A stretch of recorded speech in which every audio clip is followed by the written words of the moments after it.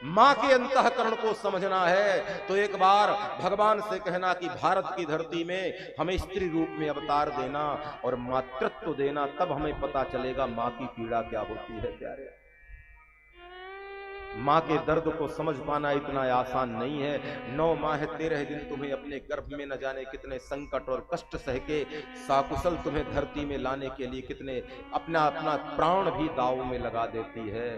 और वो मां जिसने एक एक क्षण तुम्हारे लिए कष्ट सहा है, उसके लिए संसार की सारी संपदा का कोई मूल्य नहीं, लेकिन उसकी संतानों का बिछोह उससे सबसे बड़ा मूल्य होता है। और मैं बहुत ग्लानि से भर जाता हूं, मैं प्रायः कथा में निवेदन करता हूं, आज की युवान पीढ़ी जब अपने वृद्ध माता पिता को अथवा तो आयु में ज्यादा हो जाते हैं, उनकी समझ कम होती है, शिक्षा कम होती है, आधुनिकता से ज्यादा रह नहीं पाते, बातचीत नहीं कर पाते। और जब आज की संतानें, आज के बेटा जब ये कहते हैं माँ तुम बीच में मत बोला करो, तुम्हें कुछ समझता नहीं है। यदि कोई संवाद हो रहा हो और बूढ़ी माँ बीच में बोल जाए ना, तो ज्यादा पढ़ा लिखा आज का युग का युवक ना यही कहता, माँ तुम बीच में मत बोला करो, तुम्हें समझता नहीं है। एक बार अपनी आंखें बंद करके प्यारे वो चेष्टा करने की बात करो, एक बार अपने नेत्र बंद करके वो चेष्टा करने की स्थिति में जाओ। यदि बच्चा रोता था, जब बोल नहीं पाता था, संवाद नहीं कर पाता था और बच्चा रोने लगता था ना,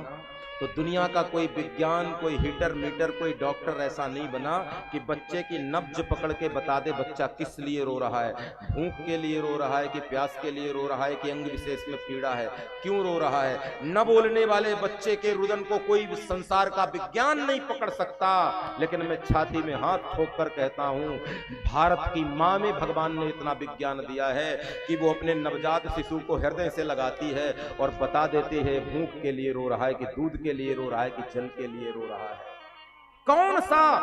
यंत्र भगवान ने लगाया है मां के अंतःकरण में, मां के हृदय में, कि नवजात शिशु है जो बोल नहीं पाता है, उसको हृदय से लगाती है और करुणा से भरी मां बता देती है कि इसको दुग्ध पीना है, कि इसको पानी पीना है, कि इसको अंग विशेष में पीड़ा हो रही है। जहां विज्ञान का पराजय होता है, वहां से मां के प्रेम का प्रादुर्भाव होता है। प्यारे,